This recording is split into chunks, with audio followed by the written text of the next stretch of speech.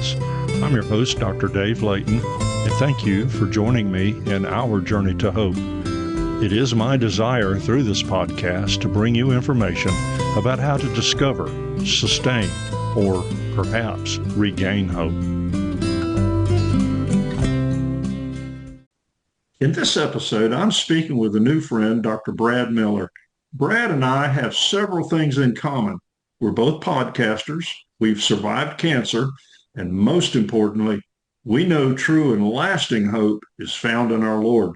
Now, I'm going to let Brad introduce himself, and we're going to talk about his podcast, Cancer and Comedy. That is an unusual combination, but I understand it. Well, hello, Brad. Hello, Dave. Thank you for inviting me to be a part of you and your wonderful audience here at our Journey to Hope. Love the mission that you are all about personally, and for your podcast here, I'm here to serve your audience. And however I can be helpful to you about my story, if my story is able to help somebody in your audience, then that's what it's all about. That's right. And one of the main things I always try to accomplish, other than glorifying God, is to let folks know you are not alone. Oh man, not at all. Hey, by the way, I understand comedy and cancer. Some of the most hilarious moments in my life occurred while I was undergoing cancer treatment. We'll talk about that a little bit later, but Sure. tell us a little bit about yourself. Well, be happy to. My First and foremost, I am a child of God, and that's what really is the focus of my life, is just trying to go after the heart of God. So I grew up in a Christian home. My dad is a pastor, my mother a teacher, and I grew up in that home. And when I decided to go into ministry myself as a young person, and was involved with went on to seminary and so on, in pastoral ministry for 43 years in several different church type settings, from very rural to very urban inner city settings, from very small churches of 7 or 8 people to churches with several hundred people in it, and was involved with some innovative ministries such as planting new churches, things of that nature, international mission trips to South America and to Soviet Union and Israel and some other places like that, as well as all over the state's Native American missions. All those things were part of my faith formation. And my family life is my wife and I have been together for 35 years, coming up 35 years pretty soon. Her name's Debbie. We have three children, and 3 adult children. And my daughter lives about an hour away, and so she has 2 children, my 2 grandchildren, my 2 granddaughters, which are really important to my story. And I have another son who lives nearby, and he's married. And I have another son who lives in Portland, Oregon. And so we've been fortunate to be able to we live in Indianapolis, Indiana. We've been fortunate to travel out the west on several occasions to see the country and to go visit our son. And so that's a lot about that. Other than that, I've been podcasting for about 14 years, have several podcasts I've worked on. It's always been a kind of a passion of mine, not only my ministry, but also what I've done since I retired 4 years ago. I've kind of gotten very involved with the podcasting community and go speak at conferences and host a local podcasting conference, and that's important to me. Then I'm also a big fan of high school and college and pro sports, especially our local teams here. Our local team, Indiana University, won the national championship a couple of weeks ago, so we're thrilled about that. And football, Yeah. And then I'm big Indiana Pacers and Indiana Fever and Colts fan. Try to go to as many of those games as I can. And my wife and I like to travel a lot. We like to hike out in the woods and do things like that. And I'm working on my first book, which should come out later on this year. And that's enough about me for right now. And my main podcast I work on right now is called Cancer and Comedy. And you can find that at cancerandcomedy.com. Yeah. And of course, I'll get that information from you, and we'll put that in the show notes so folks can find out about your books and find out about your story and all of that. Okay, great. Okay, I got to tell you, I had a previous episode that I talked with a friend of mine who also survived cancer, and we called it the humor of healing. Uh, Hmm. Humor has a way of healing. Um, Absolutely. you have to find humor in things. It's part of that Sure. healing process, and you're not making fun of it. You're just understanding that. Well, if you start to understand a little bit about the actual literal physiological healing power of humor, then you start to Yeah, understand its place. So let me tell you yeah, the story very briefly of how we came up with the name Cancer and Comedy. My people I was working with, I have a co-host as well, and she and I worked on that idea, is it not only gets your attention a little bit, it kind of go, why cancer and comedy? There's nothing funny about this. But we came up with that idea because when I was diagnosed with cancer, prostate cancer, was 2 days after Christmas of 2022, and my initial react, I knew testing and so on, knew that was going to be a possibility. But as soon as I heard the actual news with the actual you've got cancer, yeah. I bust out laughing basically, and because I handed the phone to my wife and there were some tears involved, but I had laughed to keep from crying was my initial Oh, reaction. I understand. And so it was nervous laugh, what have you. And then a couple of days later, so after that went to a funk and depression, God, why is this happening to me? And whininess and all that good stuff. I And chuckle because I understand, brother. I understand. I was kind of a grumpy old man for a while there, and then a few days later, we had the time. My wife and I had a time to spend some time with our two granddaughters, who were 5 and 2 at the time, and we went out and did we just had a day apart with them, out bowling and arcade and all that good stuff, and we landed at their favorite place, McDonald's, for Happy Meals. And I remember sitting in the McDonald's, just being a funk, being a kind of a grumpy old man. I said something that tickled my two granddaughters, and they started a laughing fit. How just kind of a contagious laughter thing, got the whole restaurant laughing, and it was just a giggle fest. And so that lightened my load a little bit. But then I also had a vision right there, Dave, and this is where the kind of the spirituality kind of part of it comes into play. Is I had a vision that I didn't want to stay in this this grumpy old man kind of deal, that I wanted to be exactly what my one granddaughter, my 5-year-old, said at the time. She, in the middle of the giggle, she said, "You're my fun grandpa." And I said, if I'm going to make a choice, I'd rather be a fun grandpa than a Uh-huh. grumpy old man. And then I was about the same time, I kind of had a vision of seeing my two daughters, 5 and 2, 20 years in the future, Mm, graduating high school, getting married, what have you. And I just said, I want to be a part of their lives. And I want to be a part of their lives 20 years from now, yeah. not only with my physical health, but I want them to have experienced the fun grandpa. So that's when I started to study a little bit more about something called therapeutic humor, and I joined an organization called the Association of Applied and Therapeutic Humor, and I've spoken at their conference, which is basically understanding the actual therapeutic place of humor. I'd always used it in my sermons, and I'm known as a dad joke guy kind of a thing, but I've realized that this really does. It makes you feel better. It increases, your heart rate. It drops your blood pressure down. All the Mhm. cortisones go the right direction. Things like that happen. And so the comedy piece, that we like to look at it this way. We call it turning the grim of cancer to the grin of a fulfilled life. The idea here is to have a fulfilled life. And so cancer is kind of a metaphor, not only for the physical cancer like you and I have dealt with, but anything that eats you alive.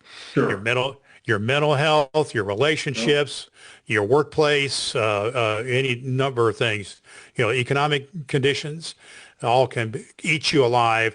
And then comedy is not just, giggle, giggle, ha, ha, but it's kind of an attitude that, I'm not going to let this situation get the best of me. Like Yeah. it's kind of it's to have a kind of an attitude of gratitude sort of thing. Yeah. And Yeah. so we use those metaphorically as well as directly because I'm a cancer survivor, and we know there's lots of research on this now, Dave, that having an attitude where you laugh a little bit every day or have a smile on your face, it helps. Oh, Humor yes. helps. Humor Yes. helps. Yeah. Oh, absolutely. I volunteered at our local cancer center where I was treated.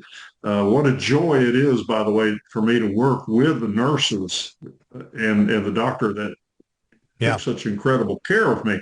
And two things are evident in that cancer center where we work, and it's love and laughter. Yes. Well, We, even this organization I'm a part of called AATH, Associate of Applied Therapy and Humor, started by nurses about 25 years ago. uh-huh, And because they are in the medical field, they are, the first line of, not only defense, but first line of attacking the disease because they're the ones who are with you if you are going through, a bad time with cancer or yeah, something else. yeah. And attitude makes a huge difference. Don't Mm. you agree? Somebody says, well, how in the world can you find anything to rejoice about or to be joyful about when you're going through a challenge to your physical life, mental health, and all of that? And one of the places I start is I try to express to people, you have been given a gift if you will look at it that way, because now you're experiencing something that you can turn right around and use it to help somebody else in their life. I Yeah. go spiritual with that a lot, but I thank God for the gift. Thank Him for Yeah. the folks that Well, cared for me and surviving it, but I thank Him for the gift because that's where this podcast came from. Uh, yeah. so, Well, that's yeah. that's awesome. So part of your reason for doing this podcast, at least partially in response to your situation in life, is that what I'm hearing you say, Dave? Yes, it was. I had, while I was undergoing treatment, I wrote a book called Journey to Hope. And I talk about hope from both a secular perspective as well as a spiritual perspective. And then I call them case studies. I looked at different uh, folks in the first century that interacted with our Lord and went from hopeless to hopeful because of that interaction. And Yeah. a friend Well, of mine up in North go ahead. Alabama invited me to come up and speak one time at the congregation. And we went out to dinner together. And he said, Dave, you need to do a podcast about hope. And I thought, why didn't I think about that? And that Well, was 3 years ago. you and I kind of had similar journeys. As I said, I've been podcasting for some time, but when this happened to me, I decided I kind of had 3 years ago, January of 23, decided that had to do a podcast about this. And a lot of it Okay. had to do with my own spiritual journey. I had kind of the medical situation, which was I had to do something about this if I was going to live 20 years to see my granddaughters. I Uh-huh. kind of had the interpersonal thing with my granddaughters, my wife, and some other friends who were kind of surrounding with me. And then I had to have a change of mindset, which is part of what we're talking here. And some of that came out of my own personal journey of getting into looking at the scriptures from the perspective now of where I'm at. I used to look at them, still do to some degree, as a pastor, kind of as my academic and my role to teach, as a teacher. And now I begin to look at the scriptures not only for how I can teach the scriptures, but how I could apply it to my personal situation. And for whatever reason, very shortly after my diagnosis, I came across the scripture that really spoke to me, and it was Proverbs 17:22. Now to share with you briefly, here's just one. It's just a cheerful heart is good medicine, Okay. but a crushed spirit dries up the bones. Okay. And so that's that decision that I felt like I had to make. Uh, and really to see that a cheerful heart, a joyful heart is good medicine. So you choose where you're going to be joyful or cheerful, no matter what the situation is, because what's the alternative? It's the crushed spirit. And I Uh-huh. believe we live in see what you think, Dave. I think we live in a time when basically, we had a pandemic a few years ago and some of it, the impacts linger, but we kind of have a pandemic or epidemic of meaninglessness in our world Hmm. right now. And people who have see a lack of hope. And so what I'm all about is helping people to see that they can then claim a new way of thinking based on hope and humor. And so that's based basically on this passage of scripture here. So kind of our motto, our mission of our podcast is to help cancer impacted people to cope with hope and humor. And so then under that we apply biblical principles and so on. But Yeah. basically cope, cancer is that thing that eats us alive. Cope is the means of how we deal with it, and how we deal with it is hope, and then the kind of the the personality part of it is the humor that we do. And so I did that, and then I started to work on things a little bit because I kind of think this way. I did started to do podcasts, and I started writing some things out. And so that's going to eventually be the book I'm working on. It's going to come out later on this year, which is called Dancing at my granddaughter's wedding, which is based on that image I had of my granddaughters in that McDonald's restaurant. That someday I'll do that. But a big part of it is what I call the ACTS Pact, or the ACTS plan, ACTS plan, that helps me to process this for you. And it begins with what you're talking about, taking action. If you allow me to, I'd like to unpack a little bit of what my process there is. Would you allow me to do that? Sure. Well, let me just, because it really goes on what you said. You said you started you wrote your book, and you now do your podcast because you took action. So the letter in ACTS, ACTS, the first letter is action. And so you just really got to get off your rear end and do something. You cannot stay stuck in whatever situation you are. You know, Yeah. like Yeah. I was the grumpy old man for a little bit. Mhm. And, we've all probably encountered grumpy old men or grumpy old women who, just kind of given up on life. And that's no fun.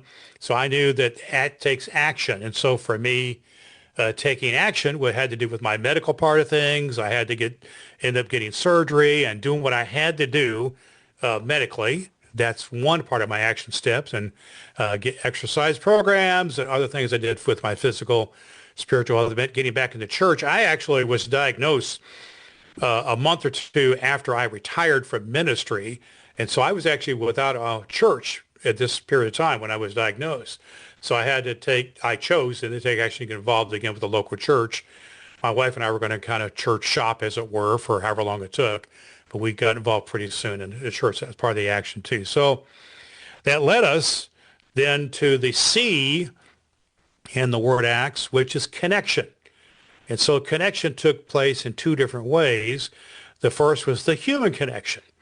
And the human connection was, for instance, people in our new church, friends, family, others who surrounded us, my granddaughters, kept me laughing about through the whole process because they're just two silly little girls who make me laugh all the time. Oh, They're just yeah. that I have that granddaughters. I know what you mean. there you go. And they just laugh and giggle and fight and what have you, and just keep me going. But so that's the human connection, but then there's the spiritual connection, Uh-huh. which Uh-huh. has to do, with, getting a little more into my own personal Bible study, spiritual life, and developing things, Hmm. and getting involved in my church, not as a pastoral standpoint, but getting involved as an involved layperson, as it were, and some of the Bible studies and things that we have there and classes that we have there, and some of the work that we do in the community. We have a housing project and things like that we do locally. So that was the connection, C. So A for action, C for connection. The T is to think strategically, and because it's a process here, it's a long-term process, and you have to apply a plan to it, and then to do the plan. You're a military guy, you're going to have Uh-huh. a plan and apply the plan strategically. In my case, it was, okay, what am I going to do? I'm no longer an active pastor. What am I going to do?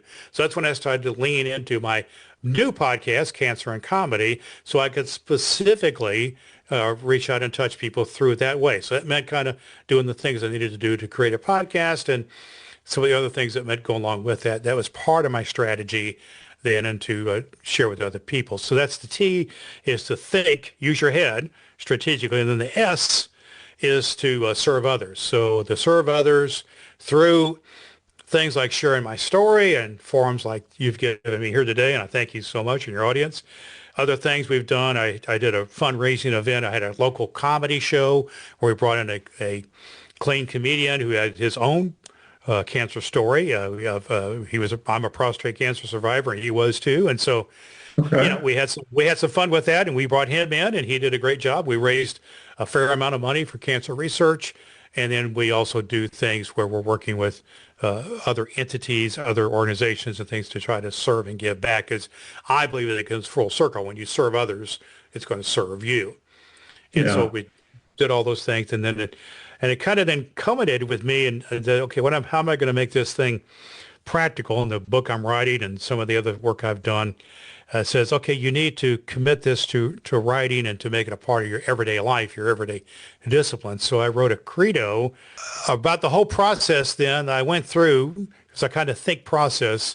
My doctorate I have is about leadership, transformational leadership. So I was thinking about how I can do this for myself and for others, and what can help this stick, the ACTS plan to stick. So I wrote a credo for myself, and part of what it is I teach others in how to apply this to your life. And if you'll allow me, Dave, it's only about 3 lines, but I'd like to read my credo for your audience so you can experience that. So I wrote this a month or so after I was diagnosed and kind of processing all this kind of thing here. And so, and it's also based on my scripture readings and things like that. So here it goes. I keep this printed, and so beat up a little bit, on a bulletin board right next to me, so I see it every single day, multiple times. Here it is. I will not let cancer define me. I will leverage cancer to refine my life to the better in my relationships and to drive me forward in my remaining days to fulfill the mission of sharing a message of healing and coping through hope and humor, and teaching the biblical message that a cheerful heart is good medicine, but a crushed spirit dries up the bones. So I read that every day, and then I encourage people, I help people write something similar for themselves if they want to. And that's kind of what I work on, Dave. I hear 2 things in what you said that I believe very strongly in. I teach people, if you want to grow in your hope, then you get out of yourself and you go help somebody else. You'll be amazed at how much your hope grows. And the other thing is that I discovered, and people I've worked with, is that once you've been through something like this, in our case, this cancer, you're just compelled to turn around and help somebody else with it. Yes, absolutely. It's amazing. Well, we've talked about hope, and of course, my show's about helping folks discover, sustain, and regain hope. So I want to shift gears and just give me a little bit of your insights into how you understand hope. Well, I understand hope as the sense that there's a bigger picture in life than the narrow tunnel we can look in. You know, when you get a diagnosis of cancer or get other bad news in your life, divorce happens, you lose your job, you have you're having something in the family. I just say that it's a general shift of our understanding. Hope broadens our mindset, if you will, to see that basically the world is not out to get us. God is not out to get us. Other people aren't out to get us. In broad strokes, God is for us. Other people are for us. Bad things do happen indeed, but it's to try to focus on what is good. Try to focus on what is beautiful. Try to focus on what is lovely. I'm sharing some biblical principles here now, and what is possible instead of what is pressing down on us. You know, the Bible's full of Lamentations and other places where all kinds of bad, cancerous things happen to us, and we focus on that, we're in trouble. And part of the therapeutic humor side of this is that there's actually data that shows if you physically laugh and if you have some things, it can actually help to alleviate the pain, for one thing, and even in some cases be a part of a healing process. So that's where the hope is. So it's healing with hope and humor. So the hope is seeing things from a brighter, bigger picture. Because what's the alternative? It's the crushed spirit. So we basically are a choice. It's a mindset shift here that we have to make. And it's tough sometimes because the reality is, Dave, as you know, though bad things still keep happening. You know, they just do. But how we handle them makes all the difference. Yeah. Wow. I discovered it. I would never wish somebody to have to go through something like that in order to discover it. I resolved, however or whatever happened, I was in God's hands anyway, and I wanted to use this to help brighten other people. I resolved that if anybody came into my room when I was in the hospital, they were going to leave happier, more joyful than when they came in. And I wanted them to look forward to coming and taking care of me as to dreading. There you go. Oh no, I got to Well, go see Dave. well, So, let me just tell you two quick stories about hospital sure. room people, because I was privileged to be a pastor for 43 years and to see Uh-huh. some, from pretty ugly, unhappy things, but also a lot of wonderful things Yeah. in hospital rooms and in nursing homes and other places like that. But one of the most memorable was a judge we had in our local community, very much a part of the church, and we were able to baptize him and so on and so forth. And it was a great thing. But he was very well known in our community and our county as being kind of tough but fair, a judge. Okay. He sent people to jail, and was known for being tough but fair. Long story short, he was diagnosed with liver cancer, and from the time he was diagnosed to the time he passed away was about 8 weeks. It was a very quick thing, and it was really terrible, and he declined so rapidly. But anyhow, I remember he was in the hospital most of that time, and he spent much of that time making appointments, and he had his staff make appointments with literally probably well over 100 people who he'd called them into his hospital room, and he made amends with them one way or another. And this included people he sent to jail. This included other lawyers, and he's a county political official, so there's political rivalries, all kinds of things. In some cases, it was a business transaction. He brought me in. We had as his pastor, and we had a good spiritual talk about things. But in every case, I heard this story a dozen times. He made things right. He made Uh-huh. things right with the people, and everybody left feeling, very, very lifted up by the Sure. experience because he chose to approach things like, this is my final gift to give, and we did it. And so Hmm. there's that thing too. And one other story is about my own uncle who died a couple of years ago after many, many years of terrible physical ailments. And he was a Hall of Fame coach in our state for the sport of tennis. So pretty a great tennis player and then golfer and so on, and many years a tennis coach, but he got bad sick. But he was basically relegated to a nursing home setting for 5 years or so. In his last few months, went to go see every time I went to see him. The nurses and the other staff would say, "Oh, your uncle just made us all laugh today by some dumb thing he'd said or did," and he was not being inappropriate. He was just having fun with Hmm. people, and that was delight that he brought to people's lives. I was so glad for that. My point is, Dave, people choose how they deal with things, no matter what your circumstances. That can be dark humor, even it can be all kinds of things. You can deal with your reality even if it's bad, and still choose to move forward with hope and even Yeah. humor. I had hope, true and lasting hope, because of my relationship with the Lord. Whatever was going to happen, it was okay. The Lord had, and it turns out I was cured from it and life moved on. I appreciated that, but I knew He had it. And so I moved very quickly beyond the woe is me. In your podcast, what do you see as the future for your podcast? What are your plans for it? Well, I'm glad you asked that because I just met recently with my co-host Deb Creer, and she is we have a good give and take. We often talk to people like yourself who've cancer survivors have gone through a cancer journey. We'd love to have you on Cancer and Comedy sometime, by the way, and but she is a breast cancer survivor, and I'm a prostate cancer survivor, and so we've had these, unique experiences. Primarily a female-oriented disease. Mine's exclusively a male-oriented disease, and we have our own stories to tell about how we dealt with those things in every way. Yeah.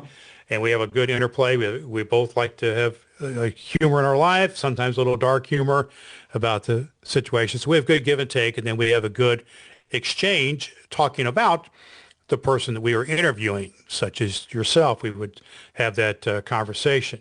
And so we've been able to develop a good rapport and we've done like 115 episodes or so now in the last 3 years.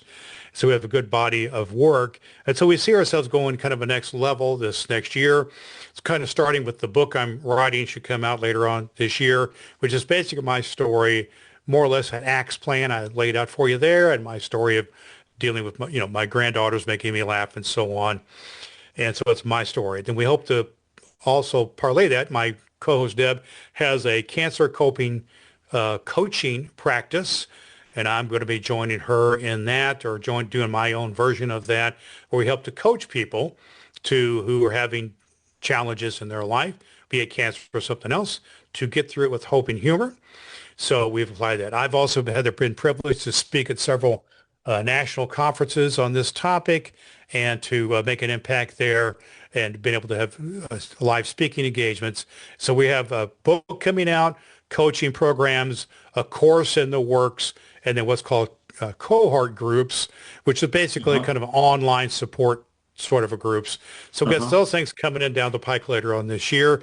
And we really look to be a resource for people who are dealing with a bad thing in life, cancer or something or other adversity, but have chosen, Dave, to not give up on life.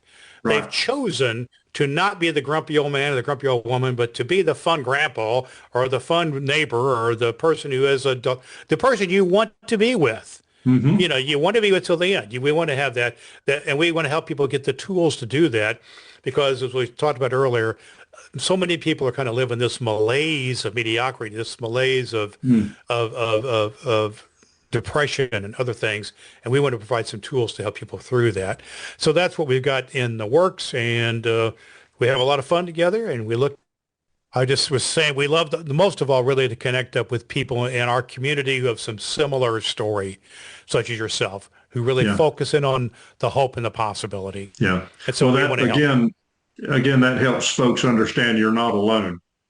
Because it's so easy, as I experienced, when you're laying there in a deep, dark night, you kind of feel alone.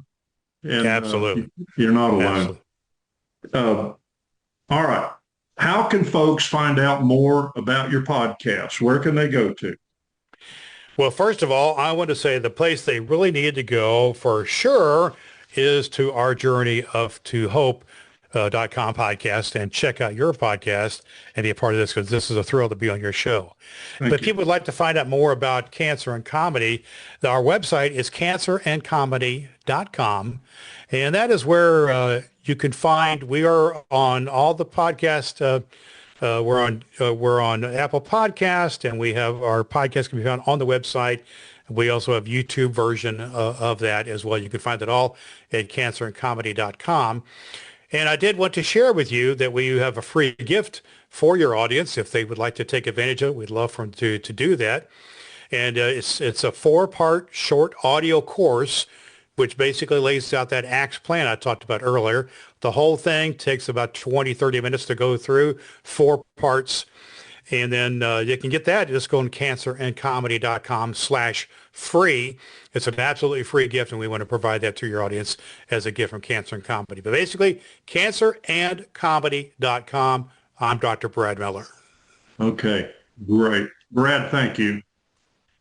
I've enjoyed speaking with you, and I look forward to speaking with you some more. I would love to do that. Well, let me wrap up, my friend. You've got some things you need to do. So, friends, thank you for joining Brad and I as together we journey to hope. I trust in some small way we have encouraged you to discover, sustain, and regain hope through this effort.